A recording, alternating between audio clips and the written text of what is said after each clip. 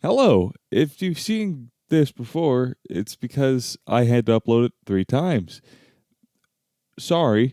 The gist of this video is if you're shooting in 16:9 content, shoot in 2048 by 1152. You'll get the VP9 codec. If, however, you're shooting in weirder aspect ratios or you're just a nerd and you want to know the exact requirements for the VP9 codec, follow along. So if you're confused what I'm talking about, normally when you upload a YouTube video, it'll be encoded in H.264, also known as Advanced Video Codec. However, this advanced codec is as old as I am. There's in fact a newer codec called VP9 that is much more efficient and gets you better looking videos. To show you the impetus of my research, I'm going to show you my last upload. At the end here, I have this lovely glow effect that is absolutely destroyed by the H.264 codec. Just in case you can't see the difference, I'm going to increase the contrast. Yeah, it's pretty rough. So when I saw this drastic decline in quality, I was a little confused because this video is in the VP9 codec. The difference, though, is that this one is in 4K, whereas the other one is in 1080p. Now, if we look at this video of mine, we can see it's also in the Advanced Video Codec H.264. But the one that did my head in is I made a YouTube short not too long ago, and if we look at this upload, it's in the VP9 codec. Why? This implies to me that the VP9 codec doesn't care about the actual amount of megapixels or physical resolution in your videos, but it's determined by the vertical axis. So I tested this using a fractal noise pattern that constantly changes so that YouTube doesn't get the idea it's a still image and pull some kind of fuckery with it. I went through and tested a boatload of different resolutions, just guessing and checking. After several bouts of testing, I discovered that the threshold YouTube draws for the VP9 codec is 1152 pixels. But I thought, maybe it isn't entirely determined by the vertical number of pixels. I mean, that would make things like high-definition ultra-wide content harder to get VP9 codec on. So I went ahead and tested the horizontal resolution. And in doing so, I pulled up this cute little chart, and it showed me that the nearest film resolution for 2K is 2048 by 1152. So I tested 2048 and the pixel ranges around it, and guess what I found? 2048 is the horizontal threshold. Yet more interesting things is I thought maybe, let's try standard definition. If I meet one of these thresholds, can I still get VP9 codec on standard definition videos? And the answer for vertical videos is no.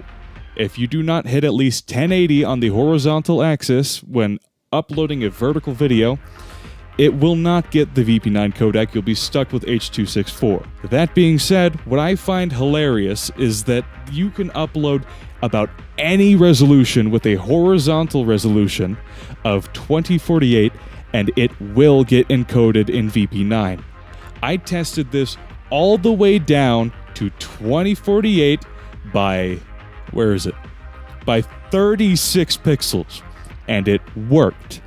Although, what's strange about it is that anything below 90, it will play it back still in H.264, even though it is taking the extra time and encoding it in VP9. So the criteria for the VP9 codec is that your video is considered HD by YouTube, as in it has that little HD badge, and that it either crosses 2048 in the horizontal axis or 1152 in the vertical axis. Now, if you're like me, you're going to be a little confused why YouTube chose these specific numbers to be the threshold. My only guess is that this is the 2K resolution for, film. So it makes sense to give film creators a bit more bitrate. That's the only thing that makes sense to me. But while I was on the subject, I decided it'd be fun to figure out, maybe I could get the AV1 codec. No, I cannot. As you can see here, I have a lovely little spreadsheet going, and what I found is that YouTube's choices in what gets the AV1 codec are pretty arbitrary. That being said, there are still rules to it. For example, all of Markiplier's videos that are 1080p from the last month are in the AV1 codec. But his one video that happens to be 4K 60 is in the VP9 codec. My theory is that AV1 was too hard to encode for 4K 60 videos, so YouTube set the cutoff right there. If you are shooting a high frame rate 4K video, it's going to tell you no. And if we look at the rest of the data, this theory kind of proves true. The HDR channel 2160p at 25 frames per second, AV1. 25, AV1. At 60, they get the VP9 codec. The notable exception to this, however, is Hugh Jeffries, who, of all his recent videos, the one that I could see was AV1 seemed totally random to me. Hello, this is Editing Me here.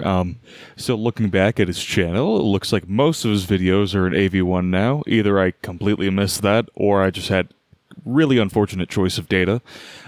So take everything about this AV1 section with a grain of salt. It's at 4K 50 frames per second, so just below that 60. I think that 60 might be the mark where YouTube's drawing the line. And it's actually kind of middling in terms of views, so I'm thinking maybe YouTube's experimenting with who they give the AV1 codec to, and as such, you can't get it reliably. I do also want to note that the videos from the HDR channel are older videos. They don't upload very frequently. I would also like to note that if you go from this 4K HDR 60 FPS video over here, you'll see it's encoded. Sorry, I forgot I needed to use the Edge browser. If we look at this 8K 60 FPS video, it is encoded in AV1.